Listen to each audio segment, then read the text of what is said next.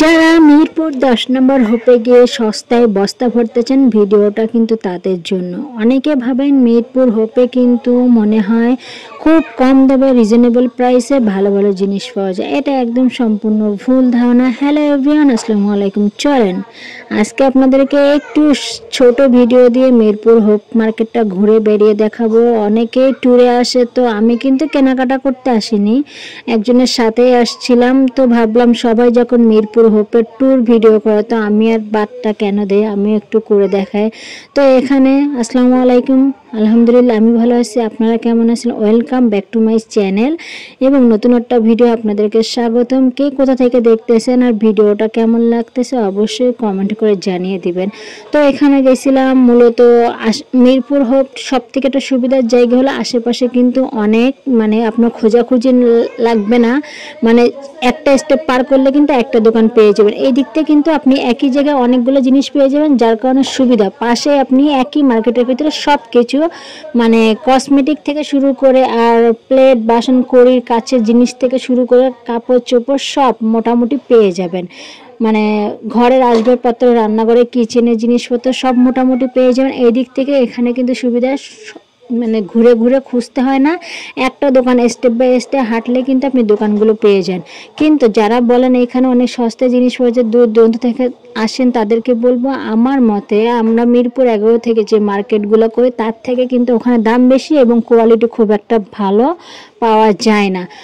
ওর থেকে যদি আপনি আমাদের মিরপুর 11 থেকে যদি কেনাকাটা করেন, তাহলে কোয়ালিটি একটু ভালো পাবেন এবং দামও রিজনেবল প্রাইসে পাবেন। অনেক জিনিস যেমন এই 3 পিসগুলো কিন্তু ছিল প্রায় 800-900 করে, যেটা আমরা মিরপুর 11 থেকে কিন্তু একটু রিজনেবল প্রাইসে আমাদের মার্কেট থেকে আমরা নিতে পারি। তো আপনারা মনে করেন এখানে কম প্রাইসে অনেক কিছু পাওয়া যায় না? হ্যাঁ, মিরপুর হোপে হয়তো আগে কম ছিল, কিন্তু এখন যেহেতু মানুষের চলাচল বেশি ঢল পড়ে গেছে, তো সেখানে কিন্তু সেই হিসেবে আগের মতন কম দামটা নেই।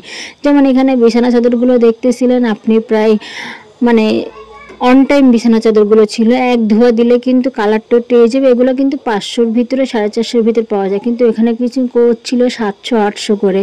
যেমন এই লেসগুলো আগে প্রায় ছিল 5 টাকা 10 টাকা করে, এখন কিন্তু গেলে 20 টাকা 25 টাকা নেয়। তো এখন কিন্তু রিজনেবল নাই, আগে ছিল এখন নাই। তো যারা মনে করেন যে এখান থেকে নিতে পারেন, কিন্তু কোয়ালিটিটা একটু দেখে নেবেন, কারণ মার্কেটের কোয়ালিটি আর এখানকার কোয়ালিটি কিন্তু অনেক তফাৎ থাকে। তো সেই যখন আপনারা টাকা দিয়ে জিনিসই কিনবেন, তো আপনারা কেন না ভালো জিনিসটাই কিনবেন। তো চেষ্টা করবেন একটু খোঁজাখুঁজি করে ভালো জিনিসটা একটু হাতে নিয়ে। যারা কেনাকাটা করেন তারা কিন্তু বুঝতে পারবেন, আর যারা তো কেনাকাটা করেন না তারা কিন্তু বুঝতে পারবেন না। তারা মনে করবেন যে আমি খুব কম টাকায় কিন্তু খুব ভালো মানের জিনিস কিনে ফেলছি, কিন্তু না, এরকম কিছু না। হ্যাঁ, শতকরায় 20টার ভিতরে কিন্তু একটা ভালো জিনিস পাওয়া যায়। তো যেহেতু এখানে আসা হয়েছিল ভ্যানের এই বাদামগুলো, তারপরে কদমাগুলো কিন্তু সবাই কম বেশি বাচ্চারা পছন্দ করে, যেহেতু সাথে বাচ্চারাও ছিল, কান্নাকাটি করতেছিল, এটা নিতে কেন ভুলবে। তো এখানে কিছু ভিডিও নেওয়া হয়েছে, যেহেতু রাত্রে ছিল, বাচ্চারাও সাথে ছিল, কিন্তু ভিতরের দিকে কিন্তু ওই সাইডে আরও অনেক দোকান আছে যেগুলোতে যেতে পারি নাই। ইনশাল্লাহ আরেকদিন ভিডিওটা দেখিয়ে দিব। আমি আগেই বসে এখানে কিন্তু কোয়ালিটি দেখে আপনারা নেবেন। যেমন এখানে 2 পিসগুলো ছিল 800-900 করে, যে 2 পিসগুলো কিন্তু সচরাচর মেয়েরা বা আমরা অন্য জায়গা থেকে কিনি 450-500। এখানে ফুলের আর্টিফিশিয়াল ফুলগুলো ছিল, সেগুলোও কিন্তু দাম মোটামুটি ভালোই ছিল, এমন রিজনেবল প্রাইসে না। তাই আপনারা যারা মনে করেন যে মিরপুর হোপ থেকে সস্তায় বস্তা ভরবেন, এটা কিন্তু একদম সম্পূর্ণ ভুল ধারণা। আপনারা যদি কোয়ালিটি ফুল ভালো কাপড় চান, তাহলে ভালো জিনিস চান, তাহলে একটু ঘুরে যাচাই বাছাই করে জিনিসগুলো কিনবেন।